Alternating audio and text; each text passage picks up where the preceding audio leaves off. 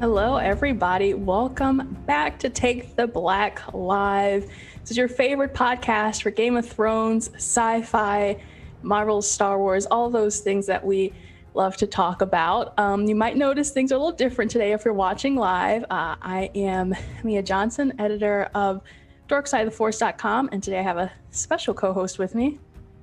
Yeah, hi everyone. Happy to be here. I'm Natalie Zamora, and I'm the head of content for Fanside Entertainment. Cool. So if you were listening to the show last week, Dan explained he got a second shot, I believe, yesterday. So we're like, you know what, we're just gonna make sure you're good. We don't want to have like you drowsy on the show or anything like that while he's going through it.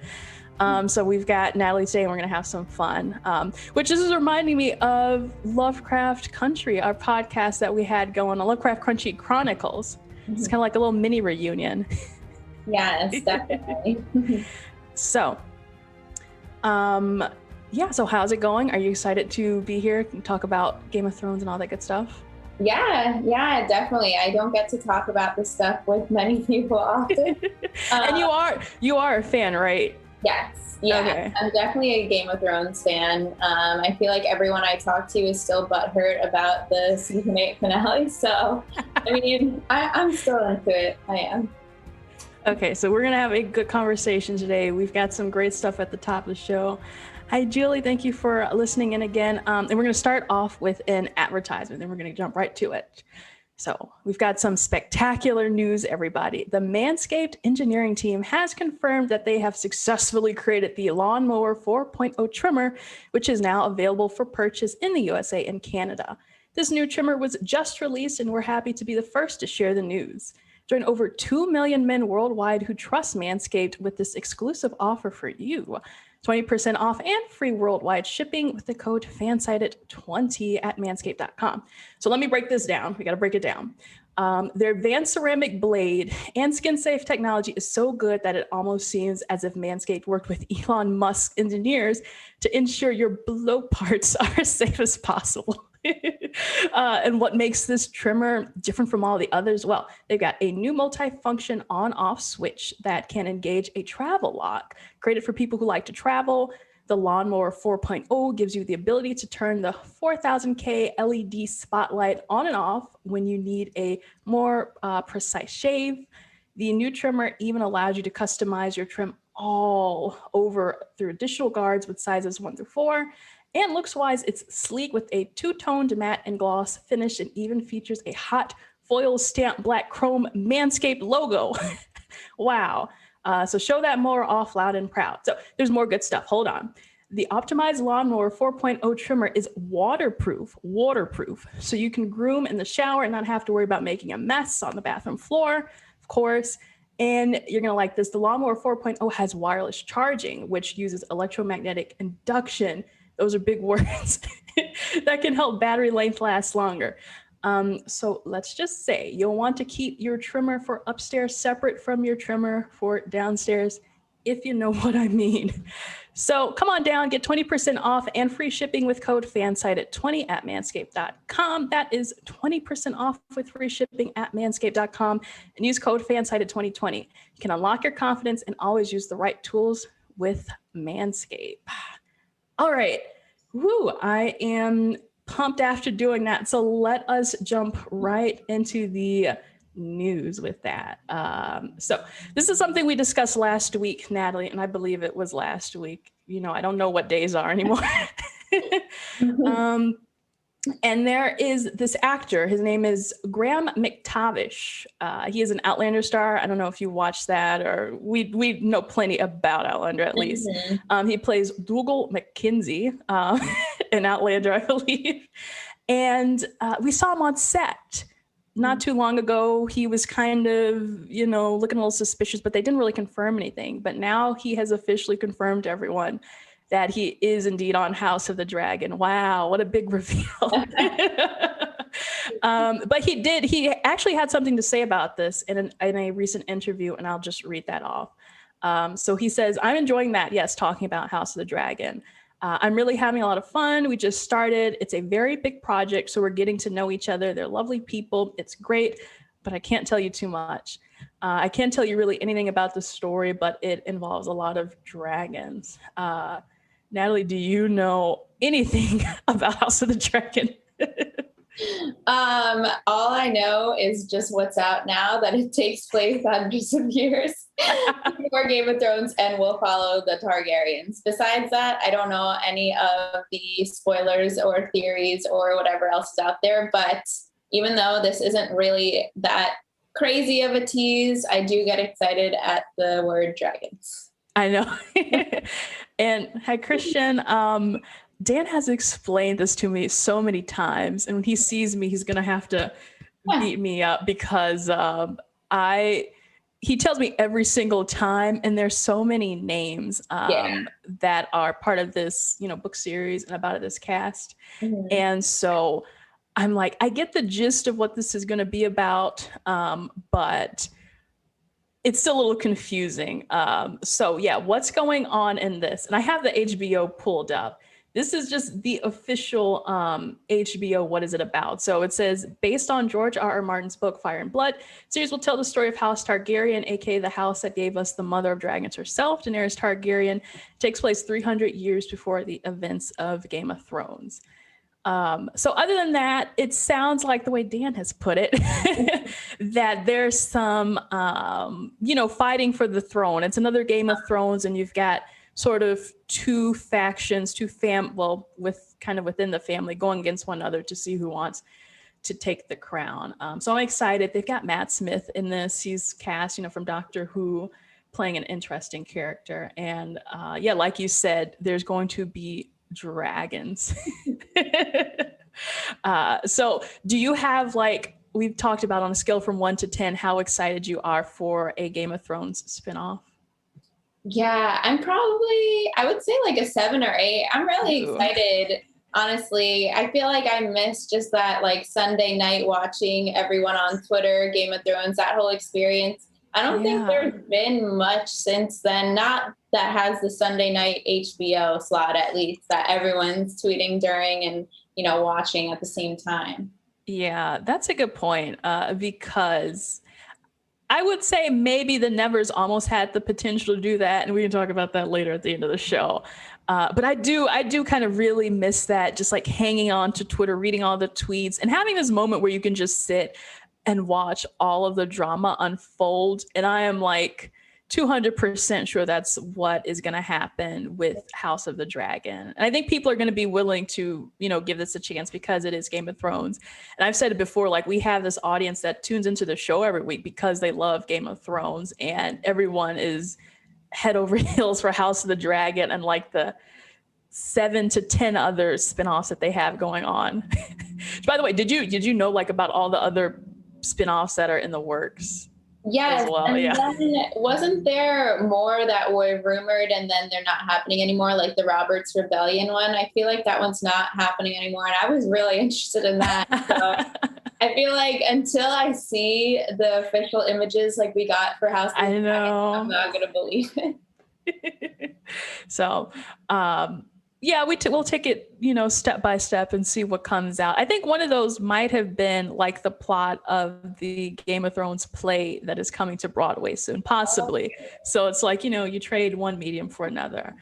But yeah, so we also have a quote from Warner Media CEO Jason Kilner, who had something to say about House of Dragons, which was basically kind of short. He just said, "I'm so excited because the world that exists in Westeros and the broader landscape and the characters, Targaryens, are about as crazy as they get. It's literally the essence of good drama."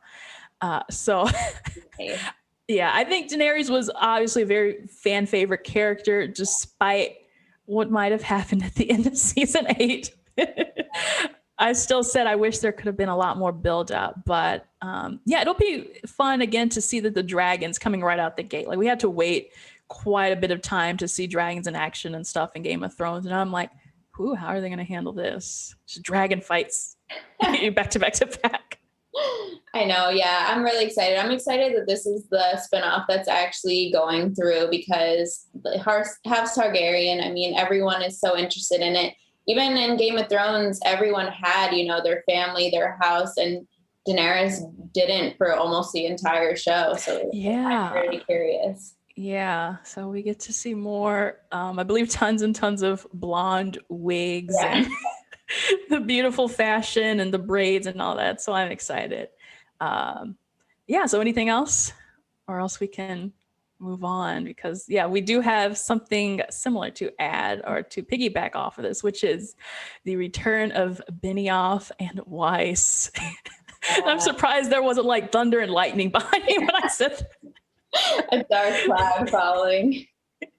As we know, these producers, David Benioff and Dan Weiss, have been on, so to speak, thin ice with some of the fans recently, just because the way that season 8 had been handled, you know, maybe it was rushed, maybe we feel one way or another about it. But nevertheless, they persevere. So making money, a lot of it. So, they have a new project which is coming to Netflix, and it's a little bit different. It's titled The Chair, and we've talked about this a little bit back on the show.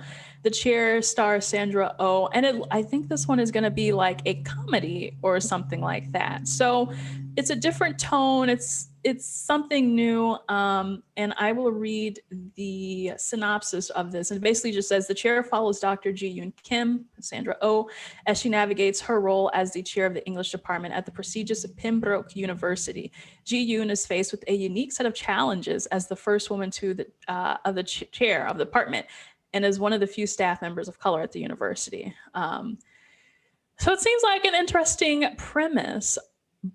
And they even released this kind of fun little graphic to go with it, to announce. I believe it's the show. They announced the big news is that it's coming August 27th. So it's just over 2 months away.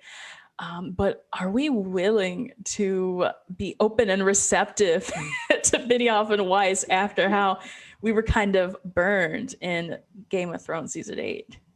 Yeah, I feel a little salty towards them because of that and because of how much backlash they got. And then they signed this huge deal with Netflix, like just whatever. But the fact that they're not going to be the showrunners on this new show, is going to be Amanda Peet, who is David Benioff's wife. I think that, you know, they'll be a little far enough removed. Of course, they'll be executive producers, so they have a say in what's going on. But like you said, it's such a different tone. I love Sandra Oh, so I might just go into this not like trying to pretend it's not them and just come at it as unbiased as possible, because I do want to watch it. Looks interesting.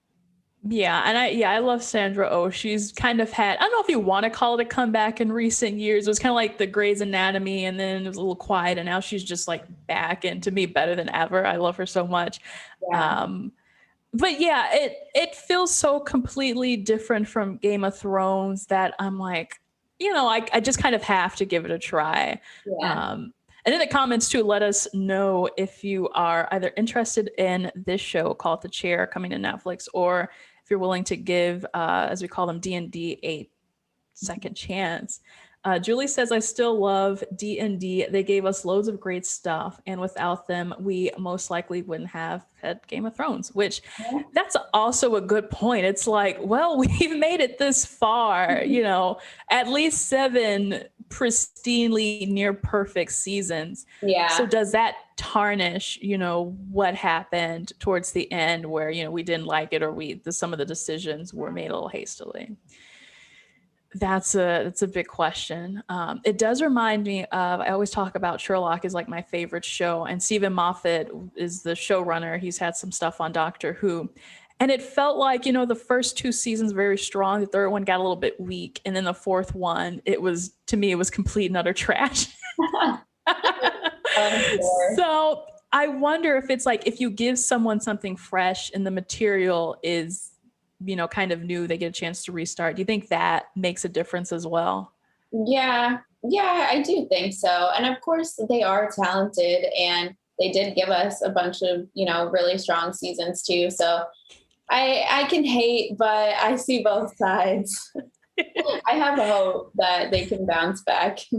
Right. Yeah. Christian says, guess I'm in the minority. Season 8 was okay by me. And yeah, no, yeah, it's totally fine. You know, we all have our different opinions about season 8 and what happened. I think Dan has said, you know, kind of like all in all, when you look at the big picture, it was a season that had its moments. Like, I'm not, you know, not gonna lie, there were some really great moments there, and definitely shouldn't be overshadowed by the bad ones. So it is kind of, you know, at the end of the day, do the pros outweighs the con, or vice versa. So yeah. And I mean, if you just look back at Game of Thrones as a whole, I still love that show so much. I don't care, you know, what happened in the finale, that I didn't agree with it. You know, anytime, I have some friends that haven't even seen it so far, like at all. And I'm like, you should still watch it. And my other friends suggested just skip season 8. And I said, no, it's part of the story. You got to finish it. So it's all right. Yeah. I think you still have to. I would definitely recommend someone watch this, like if they were into fantasy, or really even not into fantasy, because I've kind of been like, I've trotted through fantasy, and it is a hard genre for me to chug through. There's just something about it. Yeah. But Game of Thrones is so different because of, you know, like we said, all of the drama that they have, all of the awesome characters that they have. And I think I started watching it in like 2014-ish. I was in college. But I also remember the, you know, all of the female characters, all the women were very strong, you know, like Brianna Tarth and Arya Stark, and, you know, all of them that, you know, there's so many names. And to me, it felt like before the MCU, like the MCU at that point only had like Black Widow. That was, Game of Thrones was like my spot to say, I love these characters. I have women that I can look up to, and this is so awesome. So I know we we went on a tangent talking about Game of Thrones. We're just talking about David Benioff and, you know, and Weiss, but I think it goes without mentioning. Now, you also said that they have some other projects going on. I happen to have that here, courtesy of winterscoming.net, because it's a lot. So they have a, let's see, a small scale project on Metal Lords. It looks like they've got Rage Against the Machine guitarist Tom Morello with them on that project. And they're adapting the Pulitzer Prize winning novel, The Overstory, with Hugh Jackman, who was signed on to be. So they're getting the big stars. Yeah. They're not being turned away in Hollywood or anything like that. No. But they do have one project that is, I guess, still in the works, it says, that has come under some controversy. It is a adaptation of this popular sci-fi novel or epic called The Three Body Problem.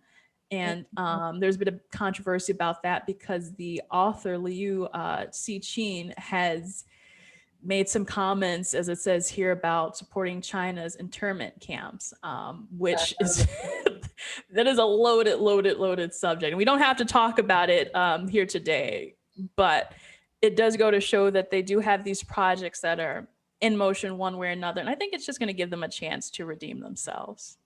Yeah, I agree. And I mean, the amount of money that they made for HBO, I don't think studios are going to turn them away. It's just going to be the diehard fan that might still be mad. Exactly. Yeah. Like they were even, I don't know if they're still attached to do Star Wars, but it doesn't seem, I think the Rian Johnson thing is still in motion, but I think they had to drop out of Star Wars. But again, even Lucasfilm was like, hey, would you like to make some money for us? So yeah, good stuff coming. We'll see how it goes. 2 months from now is when the chair comes out, and we shall judge them then. Now, we have something that me and Natalie are definitely both fans of coming up. And I wanted to talk about Marvel Phase 4, because believe it or not, we are somehow already well into 2021, like almost halfway there. And the pandemic kind of put a little bit of a stop on the MCU, and we had to take a break, and Black Widow didn't come out for 10 years. But yeah, now we've got things like, you know, WandaVision, Falcon and the Winter Soldier, and Loki, which is coming up. And they dropped a clip during the MTV Movie and TV Awards that we wanted to share with you all right now. So we'll take a look at that.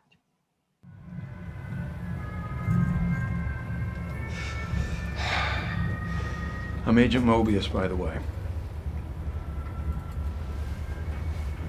Are you taking me somewhere to kill me? No, that's where you just were. I'm taking you someplace to talk. Well, I don't like to talk. But you do like to lie, which you just did. Because we both know you love to talk. Talky, talky. How long have you been here? I don't know, it's hard to say. You know, time passes differently here in the TVA. What does that mean? You'll catch up. So you're part of the TVA's courageous and dedicated workforce. Yes. You were created by the Timekeepers. Yep. To protect the sacred timeline. Correct. Is that funny?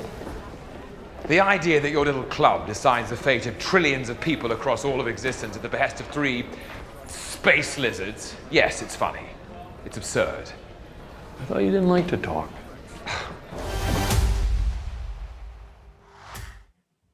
Wow, wow, wow. How exciting. Oh, I should say wow in the Owen Wilson voice. Yes. Wow. Yeah. So yeah, I think needless to say, we are both like Loki stans. And if you see in the chat, apparently we both really love Owen Wilson. So I think Owen Wilson, Tom Hiddleston, you put it together. This looks like a fantastic series that is coming. And we've talked about so many things on this show. I keep saying we have talked about WandaVision and Falcon and the Winter Soldier. So I wanted to hear, before we dig into Loki as well, what have you just been thinking overall about Marvel Phase 4 and how the TV series have been going? Yeah, I really, really loved WandaVision. I thought it was just such a good, fresh take on the movies that we've seen before. I thought it was a really good mix of action, nostalgia, of course, and really emotional moments. Like, I was not expecting to cry, and I did. And then I will say, which I feel bad about, I have not finished Falcon and the Winter Soldier. Oh, no. And I know that I should, but to be honest, just coming off of WandaVision, having that really emotional and just how different it was and how experimental it kind of was for the MCU. I was kind of just stuck in that mindset. And then Falcon and the Winter Soldier was very, action, and there was emotional stuff, but I just couldn't get into it based on just the first 2 episodes of the ones I watched. So yeah, I think I would feel the same. To me, WandaVision subverted all expectations. Yeah. I had no clue. The trailers just look so wacky and wild. And I think the fun thing about WandaVision was that everyone had a theory about literally everything. Who is Agnes? Why is, she in the Hex? Who created it? Is it Mephisto? Who is Evan Peters? That was still such a bummer for me. Yeah. And then when they got to Falcon and the Winter Soldier, I still think it was a strong series, but I do agree with you. It was a very cut and dry sort of Marvel. You've got the action and the big flashy scenes. But yeah, definitely do watch the end. I know, I need to. It just felt like that one, beat for beat, hit every single thing that people were predicting about it. So everyone was like, I think most of this, the Anthony Mackie, Captain America, is that going to happen? Yes. Is such and such going to happen? Yes. But at the end of the day, can my computer come back on? There we go. At the end of the day, it was still fun, but I think that's why I'm looking forward to Loki, because this one seems like it's gonna go a little bit back to the wackiness and just the total, WTF-ness of it all. Yeah, I agree. I love anything with time travel, even if it's not Marvel. Oh, really? Yeah, so I feel like this will be fun. And of course, we know Loki can be very serious and very funny. He has a million personalities, so yeah, I'm excited. Yeah, okay, so you bring up a good point, because I was thinking about this recently, and I was almost I don't want to say upset, but I was almost a little bit in conflict about this series because of the whole time travel thing. And I think Avengers Endgame executed it pretty well, because they had the whole idea where, they did have to go back in time. They did have to do all that stuff. And then Captain America eventually kind of made things correct, except for the fact that the one scene he didn't realize was, Loki took the Tesseract and created a brand new timeline. So to me, I'm wondering how messy is this going to get with the MCU? And, you know, is this going to create more spin-offs? Is this going to create different timelines where, you know, now we have to juggle two different characters at the same time? They almost did that with Far From Home. I don't know if you remember, it was kind of like Jake Gyllenhaal as Mysterio was like, oh, I come from Earth such and such, and you're on Earth 616 or something. But then he was like, no, I lied. Yeah, it's like too many. It's like the Always Sunny in Philadelphia. Like just too many plots to go through that it's like not making sense anymore. And they're like, abort. Yeah. Yeah, that's the thing. Like time travel it's definitely hard to pull off to make it so, especially with a franchise like this, it has to all make sense completely. Yeah. Or they could do something cheap and just say like, oh, well, it happened like when somebody else time travel type of thing. And that's always annoying. So it's tough for sure. Yeah, let us know. I'm interested if you all are, you know, Marvel fans as well, how you all are feeling about this series, about Loki. Is this gonna, you know, completely create different timelines and stuff like that? Because I'm like, worst case scenario, we start to become like DC, where we've got like 5 different Batmans at the same time. You know, it's like Ben Affleck, and then who knows who else is going on at this moment. Why am I trying? Who plays the Vulture? Is it Michael Keaton? Michael Keaton Batman, yeah. Yeah. I was like, I can see his face, right? So we have, you know, like maybe Ben Affleck and Michael Keaton, or we have Jared Leto and you know the person, Joaquin Phoenix. Podcasts are always like trivia moments. I know. And I mean, that just like shows how many people have played the same character over and over. That's why I like with DC movies, I still watch them, but they kind of lost me. It really depends. Yeah. Let's see. Christian says Lost had an interesting time travel concept. Did you watch that? Because I never watched that. Yes, Lost. I love Lost. You should watch it. It's on Hulu. You should watch it. But yes, I think Lost did the time travel really, really well. Okay. And even though in the later seasons they had a writer's strike, so some of the things don't really add up, but it's still it comes together in the end. I would recommend it. Okay. Okay, yeah, I've heard some things about it. But I think nonetheless, it should be like, I'm still gonna watch Loki. You know, it's not like I'm gonna be like, oh, I don't know where they're gonna take this, or I'm like, I have told everyone I'm legally bound by my soul to watch every single Marvel thing, and Loki included. So yeah. I'm like, what can I say? They also released a Black Widow clip, which looked pretty exciting. It's weird. My initial thought was, I was like, oh, this is just like a 2-hour movie. Why isn't this a whole series? I know. It's like we're conditioned now to have the weekly drops of new episodes. Yeah. Yeah. So I think I'm still excited for Black Widow. It'll be nice to have a change of pace and just like sitting down, we're watching an actual movie, you know, not just a series. And I'm excited to see that because it has just been like so long delayed, and I think it's finally coming out in July, and they're gonna do the mix. I believe it's like the premiere, so you can watch it on Disney Plus and on the big screen. But this is when I'm like, I really, really want to see this one on the big screen. It seems really, you know, much more safer now to head to theaters. So I'm like, I want to see Black Widow so bad.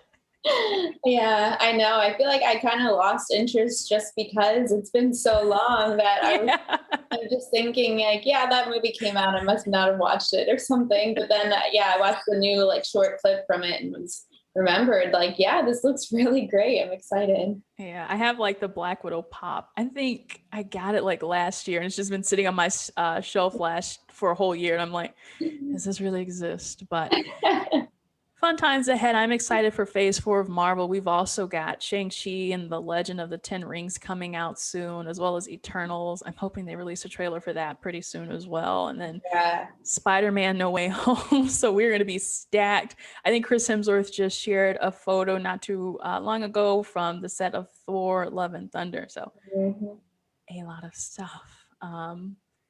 Awesome. So As we're talking about things that we're looking forward to watching, let's talk about some stuff that we are watching right now. Natalie, do you have anything exciting that has been on your watch list this past week or so? I have been watching, of course, The Bad Batch, which you have been too. Really good. I would recommend it even if you aren't a fan of the animated shows, because I had never watched any of them. Kind of just read a synopsis of what had happened in Clone Wars and then jumped into it. So I've been liking that. And also an HBO show, Mayor of Easttown. It is so good. It is a drama, mystery, murder mystery type show. It's really good. Oh, that's cool. Dan's been watching a lot of the HBO stuff too. I've been like so far behind on all of the HBO stuff, but I will say I'll talk about the Nevers soon. But yeah, to address the Bad Batch thing, I've definitely have been watching that. It is very interesting, and we've had this discussion with our contributor Chelsea Zukowski, who has been kind of helping us review the show.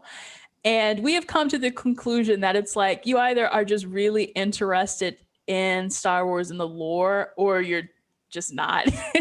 So, cartoon wise, it's good for both children and, adults who are curious to learn more about Star Wars. So like in this past episode, they talked about like, it's like, oh, well, why does the Empire only use humans for stormtroopers? And, if they have all these clones, why should they be using humans? So you kind of get that question answered in this episode. And again, if you care about it, that's awesome. But if you don't, I'm not going to be like, well, you're really, really missing out. You are. Yeah, I like it a lot because in The Mandalorian, they had so much lore that I had no idea about. So I feel like this is kind of like closing some of the gaps that I'm getting more interested in the lore. And as well, as we wrap up the show, make sure you guys let us know what you all are watching. If you have any recommendations for me or Natalie. I am going on vacation though, so I don't know if I'm going to have time to watch this stuff within the next week or so, but I will. If you have suggestions, put them down there. The Nevers. I've been holding this one for a really long time.